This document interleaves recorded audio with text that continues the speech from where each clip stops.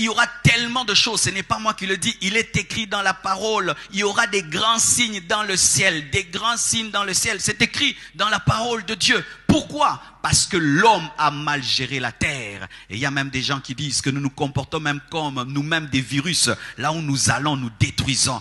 Vous imaginez, tu vas dans un beau jardin, tu coupes tous les arbres et puis tu mets du béton et du béton. Quand même, je vois ici, avant il y avait beaucoup d'arbres. Nous ne faisons que couper les arbres, mettre du béton. Et il fait chaud, et il fait chaud, et il fait chaud, et il fait chaud. De plus en plus, il fera chaud. Pourquoi? Parce que l'homme, cherchant toujours à avoir de l'argent, oublie qu'il doit prendre soin de son environnement.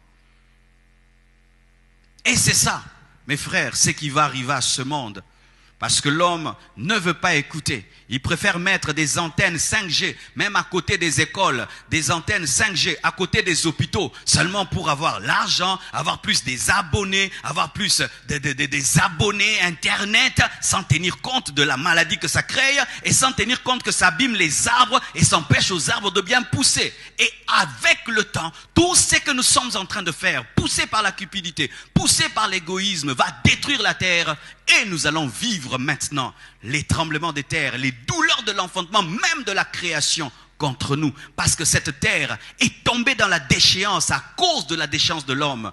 Cette terre était un paradis. Mais lorsque l'homme a péché, cette terre a suivi l'homme dans sa chute. Et elle est en train de soupirer pour être restaurée, car elle sera restaurée lors du millénium. Et la terre soupire après le millénium. Et plus nous irons vers la fin, elle va soupirer après le millénium en mettant l'homme mal à l'aise. Sachez que lorsque Jésus-Christ est mort, la terre a tremblé. Sachez que lorsque Jésus-Christ est mort, les ténèbres sont venues sur la terre. Donc la terre est spirituelle, la nature est spirituelle. Elle manifeste des réactions spirituelles, des réactions prophétiques. Et lorsque vous allez voir maintenant la terre commencer à réagir, sachez qu'elle est en train aussi de soupirer après quoi? Le millénium.